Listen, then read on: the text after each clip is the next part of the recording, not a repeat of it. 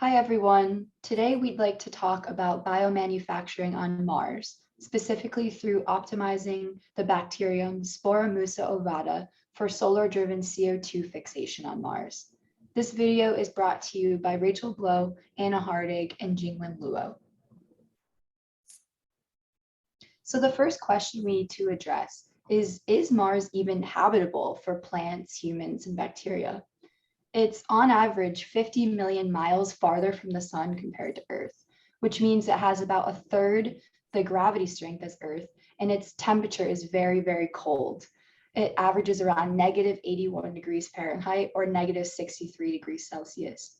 It also has no magnetic field to deflect energetically charged particles, and its atmosphere is around 100 times thinner than Earth's atmosphere, so it offers very little shielding from the high energy particles. However, it does have a lot of CO2 in its atmosphere, which could prove to our advantage. You would think, first off, that having so much CO2 is a bad thing because it's hard to breathe. However, a lot of bacteria can use CO2 in CO2 fixation processes, and we can capitalize on that. From this diagram, you can see that Mars has an atmosphere composed of 96% carbon dioxide, while carbon dioxide is just a trace gas on Earth. This can be very good for us because since carbon dioxide is so ample on Mars, the CO2 fixation processes will be very favorable. So the specific aims of this video are: 1, to utilize microbial systems to manufacture necessary resources on Mars; 2, investigate potential commodity chemicals from the intermediate microbial products; and 3, address challenges due to long-term radiation and protection for our bacteria. So Sporamusa ovata are a type of bacteria that produce acetate from CO2 via the Wood-Lungdahl pathway. In the Wood-Lungdahl pathway, CO2 and hydrogen are uptook into the cell to go through this complicated metabolic pathway with a lot of intermediate products, but eventually you get biomass out and acetate out, as well as a little bit of water. So when you pack the Sporamusa ovata onto these silicon nanowires and then submerge them in a medium, the Sporamusa ovata will work with the nanowires in a hybrid type system to get the products that we want. So as you can see on the diagram, the silicon nanowire acts as a cathode and gives electrons to protons to create hydrogen. Hydrogen then enters the cell and undergoes the Wood-Lungdahl pathway along with CO2. And then you eventually get acetyl-CoA, which can be converted to biomass and acetate. The acetate exits the cell and we can use it for other things. So the key to all this is providing voltage across the anode and cathode to power this electrochemical cell. The solar panels can provide the necessary voltage to run all of this by making it so that the anode splits water into oxygen and hydrogen. The hydrogen then diffuses across the ion exchange membrane and enters the Sporamusa ovata, along with Martian CO2 from the atmosphere. Then the Sporamusa ovata creates acetate, which we can then use. Incredible solar to biomass efficiencies up to 4% were attained by this hybrid system. In comparison, a plant on Earth usually only has around 0.5% efficiency from photosynthesis. Even the most efficient plants on Earth, like sugarcane, can normally only reach 4 to 5% photosynthetic efficiency. So the fact that in the early stages of research, this Sporamusa ovata hybrid system is already reaching around 4% efficiency is absolutely incredible, and it's very promising for the future. And so jumping into our second specific aim, investigating potential commodity chemicals from the intermediate microbial products, we look at the products of the nanowire bacteria system. And so this includes oxygen, as Rachel mentioned, and at large enough scales, oxygen can replenish oxygen deficient Mars atmosphere. And so this can be used for breathable air as well as fuel, rocket fuel. And then acetate is the main product of this system, which can be upgraded into many valuable chemicals. And so a few of the products that can be made from acetate as a precursor is bioplastics, biofuels, platform chemicals, amino acids, microbial lipids, and fine chemicals.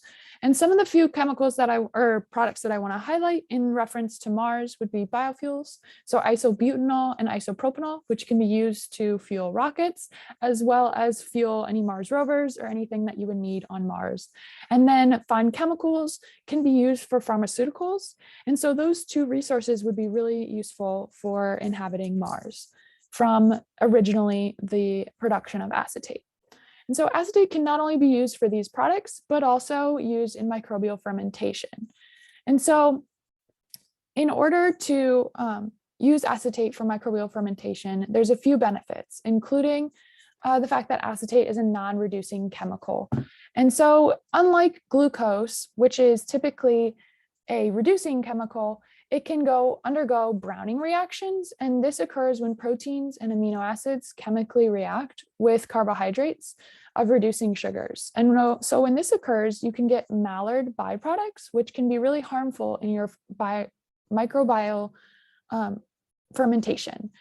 And not only that, but when your fermentation is allowing yourself to produce other products that we can eat on Mars, including food and consumables, and using glucose with this browning reaction, you can produce harmful compounds that could then be present in your consumables. So this is dangerous, and using acetate is more beneficial. Another benefit to using acetate in fermentation is that many microorganisms can use acetate as their sole carbon source, which is great. And then another important factor to consider is that acetate is highly miscible in water. And this is a benefit because when you're using a fermentation, you don't want to dilute your bacteria in your bioreactor too much to then wash out your cells. And so in order to prevent this, you want to maintain your volume of your reactor. And when you're adding nutrients like acetate to your system, you want to add that in very small volumes. And because acetate is highly miscible in water, it has very little mass transfer limitations and will not dilute your culture broth for your system, which is also very beneficial.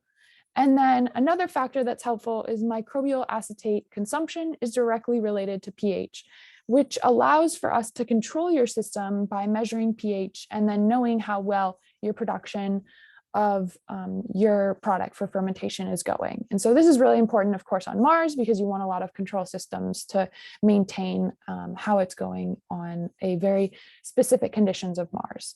And then lastly, acetate yields acetyl-CoA and other TCA cycle intermediates, which are really relevant when fermentation because it allows for the cell to produce energy. And it's always important to have different intermediates of your TCA cycle produced. And so overall, acetate can be used again for products and fermentation. And I'm going to pass it on to Jingwen to address the issue of radiation. Third, we would like to address the challenges due to the long-term radiation and protection for the bacteria. Cosmic radiations originates from the sun and other stars in the galaxy. Because cosmic radiation are high-energy charged particles that move through space at nearly the speed of light, the Earth's magnetic field can divert most of the radiation around the Earth. As for ultraviolet radiation, 3 types of radiation are classified according to their wavelengths: UVC, UVB, and UVA. In the present Earth's atmosphere can reflect and absorb the most damaging UV radiation, UVC, completely. Therefore, it provides organisms with extra protection, which gives less DNA damage and more biostability. However, as a result, that Mars doesn't generate magnetic field. Not only it fails to provide protection from radiation, more importantly, solar wind would strip away the atmosphere layer, which explains the loss of the carbon dioxide on the Mars. Even though the radiation is at a low dust and low dust rate, it accumulates along the time, which leads to the DNA damage. You may ask, how does cosmic radiation affect the genome stability? Ionizing radiations, alpha particles, beta particles, and X-rays can directly affect a DNA molecules in one of the three ways: changing the chemical structure of bases, breaking the sugar phosphate backbone, or breaking the hydrogen bonds connecting the base pairs. Also, ionizing radiation can affect important molecules other than DNA. For example, it can break down bonds holding water together. This creates the hydrogen and hydroxyl ions. These are called free radicals. Free radicals are highly reactive. This means that they easily combine with other ions inside cells. For example, hydroxyl ions can react with the hydrogen atoms inside the DNA molecules to form the hydrogen peroxide. This can cause DNA damage. In order to maintain the stability of microorganisms, there are some methods to provide additional protection. The first is external protections that we can use the dense metal to block ionizing radiations. Well, lead is the most commonly used metal, which it comes to blocking ionizing radiation. Other heavy metals such as tin, tungsten, and antimony can all work as well. Second, DNA is most vulnerable target to radiation. Most of well-known radio-resistant organisms are single-cellular pretoric organisms. Although the genome DNA is heavily fragmented by high dust irradiation, the DNA fragments are rapidly repaired to a complete circular genome by extensive DNA repair processes. We can utilize these strengths to improve the microorganism DNA repair through genetic modifications. Radiation includes DNA damage both directly and indirectly, so the radicals generated in response to intracellular water molecules. So we can take the protective agents like the vitamin C and vitamin E that suppress radiation-induced radical generation.